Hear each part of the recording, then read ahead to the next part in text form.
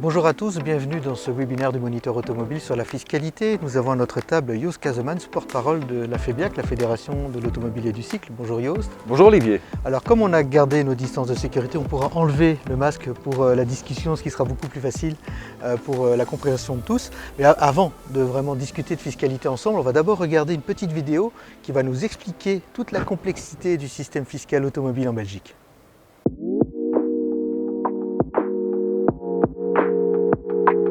En Belgique, la fiscalité est complexe. D'abord, il y a la taxe de mise en circulation à payer lors de l'immatriculation et puis tous les ans, la taxe de circulation. Ce sont nos 3 régions qui fixent ces taxes, chacune à leur manière. La Flandre utilise plusieurs variables, comme le type de motorisation, la puissance ou le CO2. Mais la formule reste très compliquée, à tel point qu'il a fallu créer un outil en ligne pour la calculer. À Bruxelles et en Wallonie, pas d'équation compliquée, on se base simplement sur la cylindrée et la puissance de la voiture. Et le CO2 alors ? Eh bien, on s'en fiche. Pas tout à fait en Wallonie, où il y a aussi l'écomalus. Et à Bruxelles, par contre, rien. Mais tout cela devrait changer en 2022. Bruxelles veut taxer la voiture au kilomètre, mais les autres régions s'y opposent. En attendant, partout en Belgique, le fisc favorise certains types de moteurs. À Bruxelles et en Wallonie, on taxe toujours les voitures électriques au barème le plus bas. En Flandre, elles sont carrément exonérées. Pour les hybrides, c'est le moteur thermique qui détermine la taxation à Bruxelles et en Wallonie. En Flandre, c'est toujours la fameuse formule compliquée.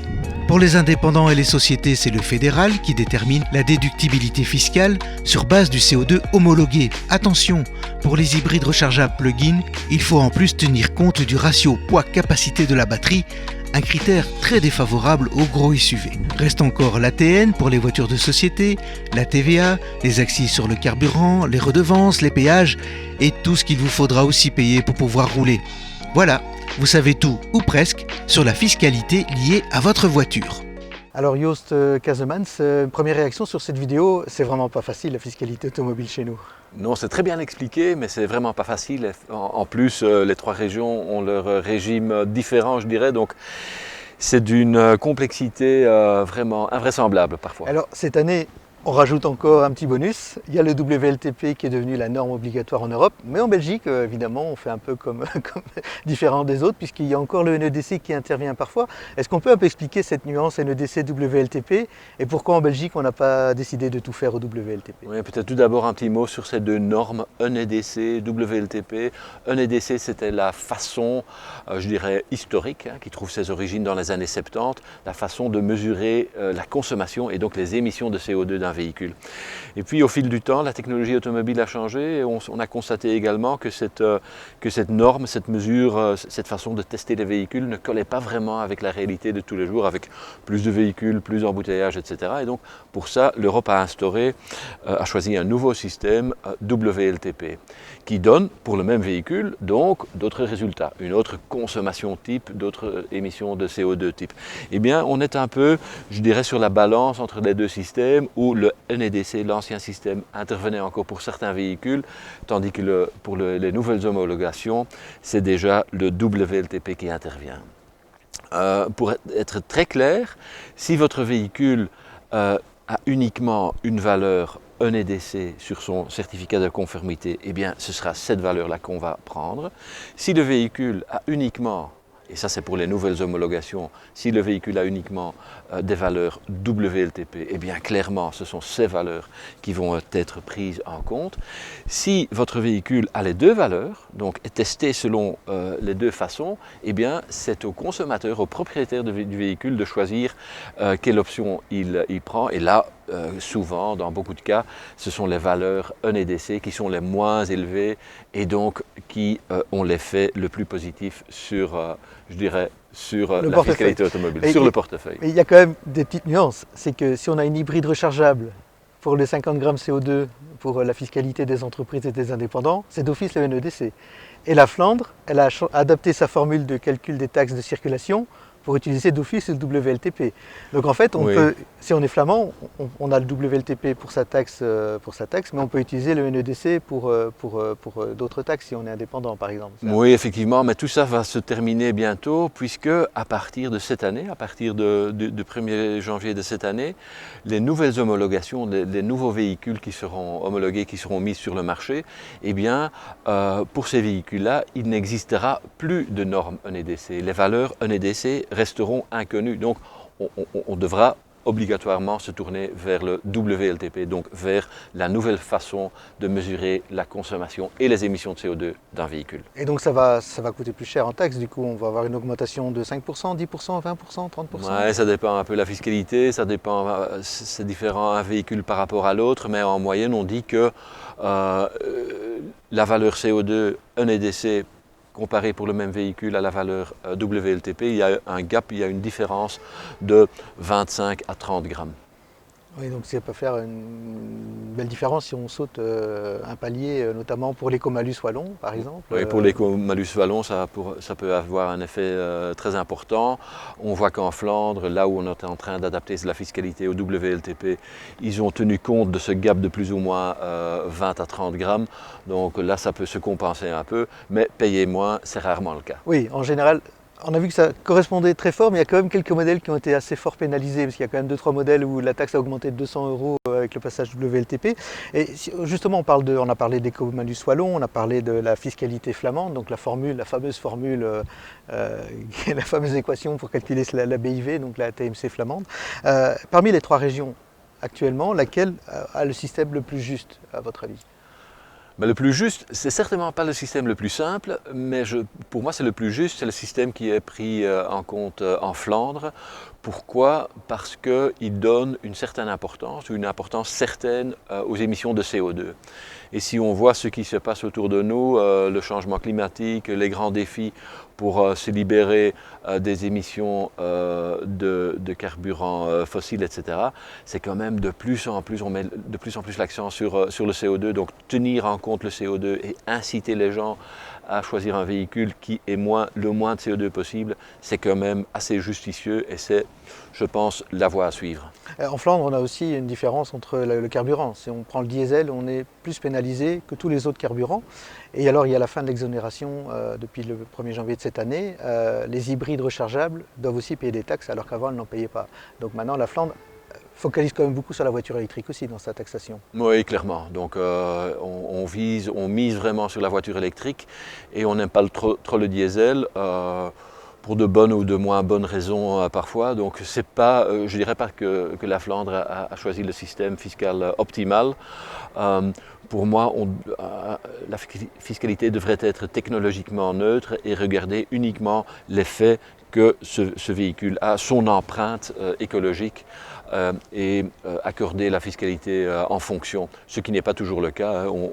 On va pénaliser un diesel parce que c'est un diesel, point barre, sans regarder ce qui sort du pot d'échappement, ce qui n'est pas très logique. Mais l'attention que la Flandre accorde au CO2, au facteur CO2, est quand même importante et je suis intimement convaincu que effectivement les autres régions vont aussi s'orienter dans cette direction-là. Justement, on allait passer à l'avenir de cette fiscalité. On sait que la Wallonie et Bruxelles vont devoir changer de système puisqu'on a encore le vieux système fédéral, encore utilisé dans les voitures de leasing d'ailleurs, où on ne tient compte que de la cylindrée et de la puissance. Vers quoi est-ce qu'on peut aller? Est-ce qu'il y aura déjà des changements pour les Wallons et les Bruxellois en 2022 ou ce sera plus tard, 2025, 2030, voire au-delà? Est-ce que l'Europe va également imposer des règles ou va inciter à des changements au niveau de la fiscalité? Coller une date sur un nouveau système fiscal pour Bruxelles et la Wallonie est très difficile. Mais je pense que l'urgence est là, d'un côté. De notre côté, l'Europe nous impose aussi de diminuer le CO2 des véhicules. On ne pourra pas en moyenne dépasser les 95 grammes. Réaliser ce défi-là se fera via la technologie embarquée dans le véhicule, mais sera soutenu et devra être soutenu fortement par l'installation de bornes de recharge, mais aussi par une fiscalité adaptée qui va vraiment orienter les gens, qui donne vraiment l'avantage aux véhicules émettant très peu, voire pas de CO2 du tout.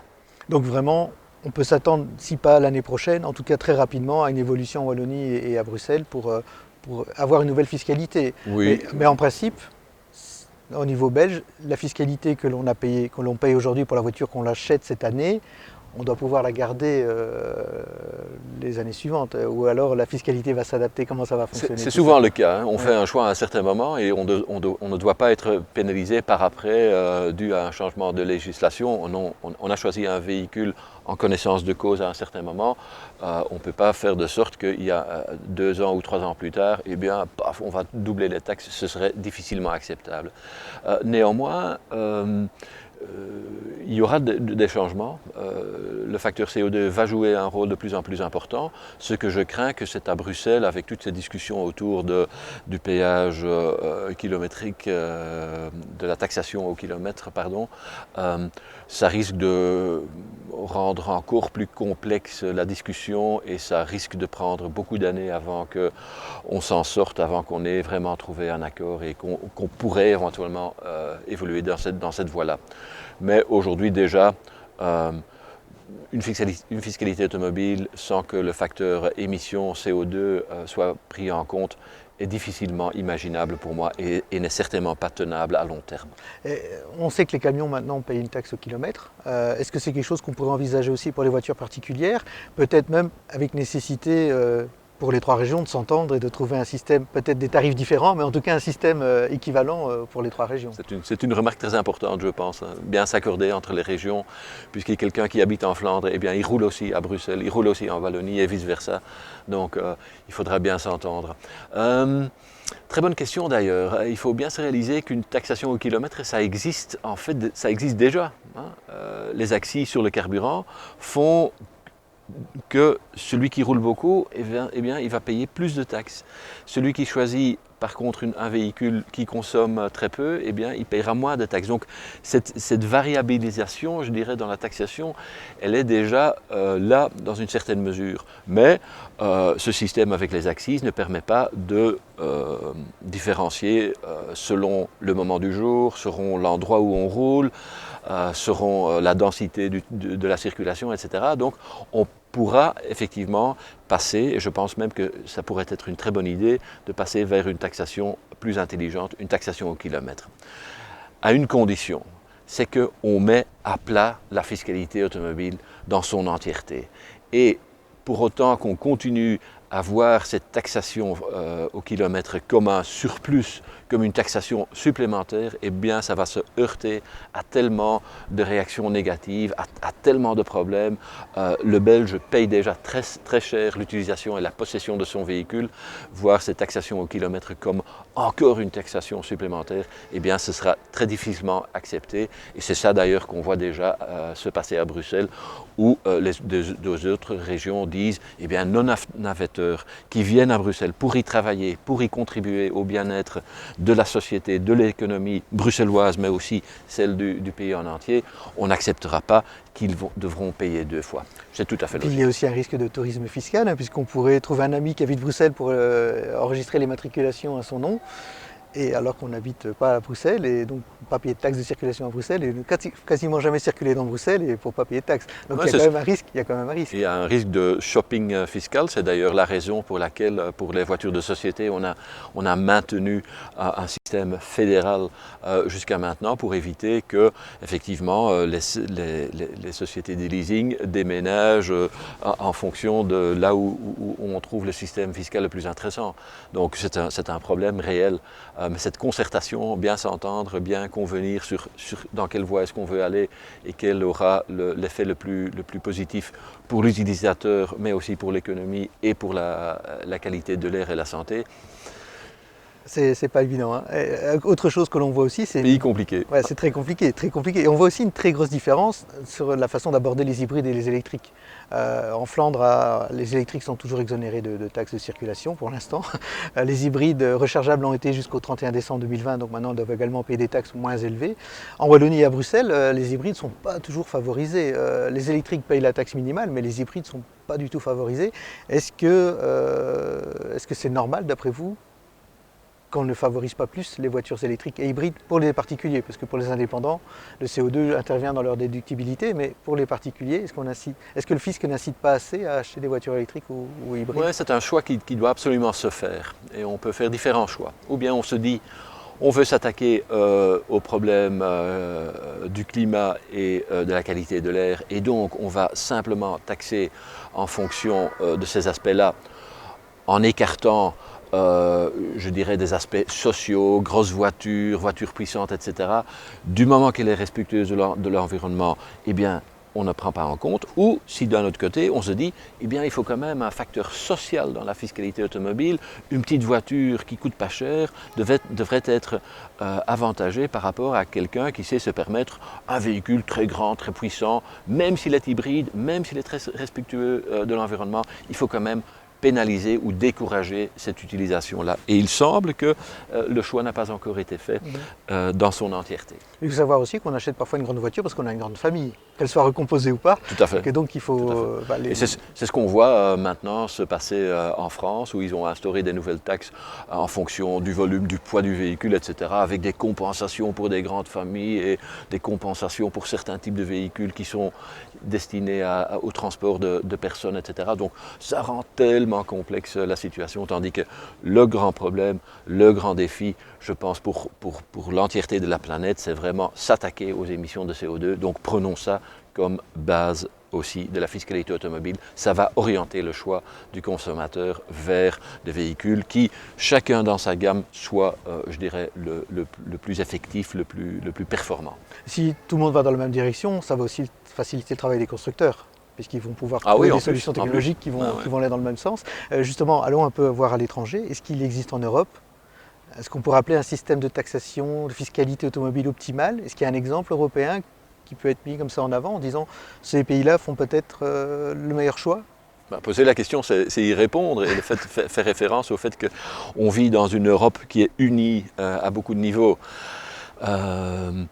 Ce qui a certainement ses avantages, notamment pour la production, quel type de véhicule, est-ce que l'Européen veut, quel type de véhicule est soutenu, est stimulé par les différents gouvernements. Tout ça devrait se faire, devrait se passer au niveau européen idéalement. Et non, je ne connais pas le système optimal. Chacun des systèmes choisis dans les différents pays ont leurs avantages et leurs désavantages, mais déjà le fait que c'est tellement éparpillé, ça rend la vie tellement complexe. Il faut bien choisir. Eh bien, ce véhicule, il est très bien vendable en Flandre, mais il n'a aucune chance sur le marché en Wallonie et à Bruxelles, ou vice-versa. Ah, ça c'est un véhicule pour la Belgique, et ça c'est plutôt un véhicule pour la France ou l'Allemagne ou les Pays-Bas. Mais de quoi est-ce qu'on est en train de faire? On veut quand même que cette économie européenne, que cette Europe florisse, que les constructeurs qui investissent dans le développement, dans la recherche, dans de nouveaux produits, puissent fonctionner dans les meilleures conditions possibles. Donc on le fait pour certaines choses, notamment les normes anti-pollution, la façon de mesurer le CO2, etc. Je pense que ça devrait se traduire aussi dans une fiscalité beaucoup plus harmonisée pour éviter le shopping, faire le plein juste au-delà de la frontière, immatriculer un véhicule dans un autre pays via une société pour échapper à ceci ou cela. Ce sont des choses qui n'aident vraiment pas à la crédibilité d'une Europe qui devrait se montrer unie. Ce manque de cohérence, on le voit aussi sur les péages, les vignettes, parce que vous avez des péages où on peut encore payer à la main ou avec une carte de crédit, mais il y a d'autres pays où le péage c'est par reconnaissance de l'immatriculation. Donc si on n'est pas au courant, qu'on n'a pas enregistré son immatriculation, on peut avoir des problèmes. Et puis il y a toutes les vignettes, les accès dans certaines villes, tout ça devient très très compliqué en fait. La voiture était censée faciliter les déplacements, ça devient de plus en plus complexe finalement. J'ose parfois même me poser la question si ce n'est pas fait exprès. De ne pas vouloir choisir le même système, que pourquoi la zone basse émission dans une ville A doit être absolument différente de les règles zone basse émission dans une ville B. Ça n'a pas de sens, ça complique les vies, c'est vraiment, je pense parfois que c'est des manœuvres pour décourager tout simplement le fait de posséder un véhicule, d'utiliser un véhicule. Et bon, on est tout à fait d'accord que cette utilisation doit être rationnelle, je suis bien d'accord, mais pour beaucoup de gens c'est quand même très important de pouvoir se déplacer, de pouvoir faire son boulot, de pouvoir rencontrer des gens, de pouvoir faire son shopping, etc. Donc une voiture, ça fait quand même partie de notre mobilité. 60-70% des kilomètres parcourus le font toujours en voiture en Belgique et ça ne changera pas d'aussitôt. Et justement, en parlant de mobilité, on sait qu'en Belgique, on a un régime fiscal particulier pour les voitures de société. On a maintenant, ce qui est arrivé il y a quelques années, l'avantage toute nature, donc cette fameuse que la voiture de société devient comme un salaire en nature et que donc il y a un impôt à payer dessus et que le montant dépend du prix d'achat de la voiture et de ses émissions et de son carburant. On sait que en 2019 et en 2020, les personnes qui avaient une voiture de société ont eu un ATN moins élevé, que pour 2021, ça redevient un ATN plus élevé et que plus jamais cette ATN baissera. C'est-à-dire qu'il peut augmenter mais il ne baissera plus. Est-ce qu'on peut encore s'attendre à de nouvelles mesures au niveau de l'ATN pour essayer de décourager la voiture de société ou ça reste tellement ancré dans nos habitudes que ce sera compliqué? La voiture de société est vraiment la bête noire dans la mobilité en Belgique. Elle est vue vraiment comme, je dirais, le grand problème, tandis que c'est augmenter le pouvoir d'achat pour les personnes qui profitent d'avoir ce véhicule-là, cette voiture de société. C'est compenser en partie le coût du travail qui est tellement élevé en Belgique. On est les champions du monde. C'est transformer directement un salaire dans une consommation, donc dans l'achat, dans l'utilisation d'un produit. Donc ça stimule l'économie, ça permet de garder jeunes ou un peu plus jeunes le parc automobile. C'est aussi la voie d'introduction de nouvelles technologies. Les voitures électriques, les voitures plug-in hybrides, où est-ce qu'on les trouve? Chez les particuliers ou chez les sociétés? C'est plutôt chez les sociétés. Et il y a des bonnes raisons pour ça. Donc il y a quand même je pense, une réflexion balancée à avoir. Est-ce qu'on va voir des changements au niveau ATN? Ben oui, cette référence, cette valeur référence de CO2, elle évoluera d'année en année. Et au fur et à mesure que les voitures vendues en Belgique vont devenir plus économiques, donc vont émettre moins de CO2, ce facteur de référence va encore baisser. Et donc, il faut toujours bien veiller à ce que le véhicule que vous choisissez soit le mieux en ligne avec la norme, avec la moyenne du parc ou des ventes qui se font pour éviter des malus, pour éviter des pénalisations au niveau fiscal. Et on sait justement qu'en 2026, si rien ne change d'ici là, les voitures de société seront d'office hybrides rechargeables ou électriques. Est-ce que ça va changer quelque chose sur le marché? Olivier, je pense que la discussion est beaucoup plus complexe que ça. Les textes parlent de deux choses. Ils parlent les véhicules de société doivent devenir des véhicules sans émission du tout, mais on utilise dans les mêmes textes aussi la formulation neutre au niveau carbone, ce qui est tout à fait autre chose. On peut s'imaginer un véhicule équipé d'un moteur thermique, mais roulant sur un carburant qui est climatique, qui est neutre au niveau climatique, donc duquel les émissions de CO2 ont déjà été compensées ou qui est issu de sources renouvelables, et bien à ce moment-là, ce véhicule n'émet pas de CO2 et donc pourrait être accepté. Quel sera le choix du gouvernement? Est-ce qu'on veut uniquement hydrogène et électrique ou est-ce qu'on permettra aussi l'utilisation de nouveaux types de carburants qui n'ajoutent pas de CO2 dans l'atmosphère? Eh bien, ce choix n'est pas encore fait. Deuxième aspect, la date qu'on a mis en avant, c'est 2026. Donc, ce n'est pas pour ce gouvernement-ci, c'est pour le suivant. C'est pour ça que j'ai dit en théorie. Ouais. Et troisième point très important, et j'insiste là-dessus, le fait, si on va atteindre cet objectif-là, c'est-à-dire 100% des voitures de société électrique ou zéro émission, ne va pas dépendre du secteur automobile, elle va dépendre d'autres facteurs. La technologie est là, les constructeurs seront prêts, les produits seront là et ils seront là en grand choix. Ce sera le réseau de bornes de recharge, la facilité de recharger, la fiscalité automobile, le fait si les sociétés pourront se permettre de changer leur parc automobile pour des véhicules électriques, c'est ça qui va déterminer si oui ou non on va réussir. Et pour le moment, on ne regarde que le secteur automobile. Est-ce que vous avez les voitures électriques? Est-ce qu'en 2026, vous aurez des voitures électriques abordables? Oui, mais ce n'est qu'une petite partie de la question et la réponse doit venir aussi du monde politique, du monde de l'électricité, des bornes de recharge, etc., etc. Il y aura aussi un autre problème, c'est qu'il y aura une discrimination entre les employés, entre ceux qui pourront charger chez eux et ceux qui n'auront pas la possibilité de le faire, avec des disputes sur le parking du boulot en disant moi il faut absolument que je borne au boulot parce que sinon je ne bouge pas. Ça va être très complexe en fait. Ça va être très complexe. On le constate d'ailleurs déjà souvent, même chez nous au bureau, on a 2-3 bornes de recharge, et bien on a de plus en plus de voitures qui sont des voitures rechargeables, et voilà, on a déjà des petites discussions, ouais, mais est-ce que vous ne pouvez pas vous déplacer après 2-3 heures pour que je puisse recharger aussi, parce que c'est quand même important que moi aussi j'arrive à consommer le moins possible d'essence ou de diesel. Donc on a déjà ce genre de questions. Il faudra voir de garder effectivement ce système équitable entre des personnes qui ont une voiture de société, d'autres personnes qui ont aussi fait l'investissement dans un véhicule électrique et qui auront besoin de recharger pour pouvoir rentrer chez eux éventuellement ou faire le déplacement professionnel ou privé. Oui, c'est assez complexe. Alors Joost, il y a quand même un autre problème, c'est la carte carburant. Parce que là, le fisc risque d'avoir le nez dessus pour supprimer ce que certains estiment un peu injuste comme avantage. Oui, je pense que la carte carburant est vraiment en ligne de mire, je dirais, puisque c'est souvent utilisé dans l'argumentation. Oui, mais cette carte carburant, elle incite les personnes qui ont déjà l'avantage d'avoir une voiture de société de rouler tellement de kilomètres, de ne pas diminuer leur utilisation de la voiture. Bon, en ce moment, ce n'est pas clair du tout au niveau politique. Où on veut en venir. Est-ce que cette carte de carburant sera supprimée, je dirais? Est-ce qu'elle sera traitée fiscalement d'une façon encore moins intéressante? Difficile à dire, mais il y a effectivement un grand risque qu'une voiture de société avec une carte carburant illimitée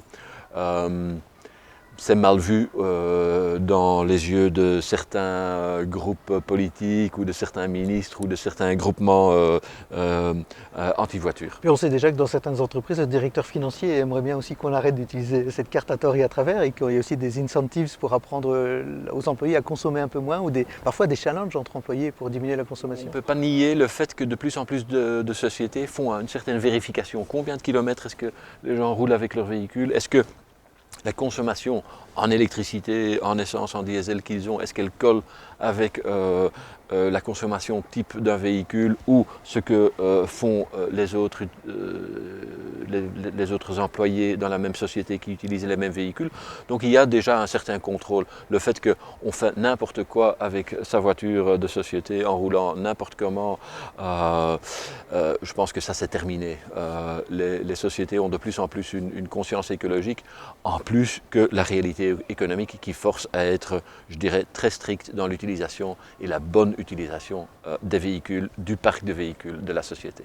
Merci Joost Casemans pour toutes ces explications d'un vaste sujet. La fiscalité, c'est jamais très simple. Merci en tout cas. Merci aussi à AutoWorld qui nous a accueillis pour ce webinaire. Vous avez eu également d'autres webinaires, notamment sur les motorisations et sur le financement et les assurances, sur le site du Moniteur Automobile. Le site du Moniteur Automobile qui vous donne aussi toute l'actualité automobile et plein de conseils pour acheter et entretenir votre voiture. Merci, au revoir.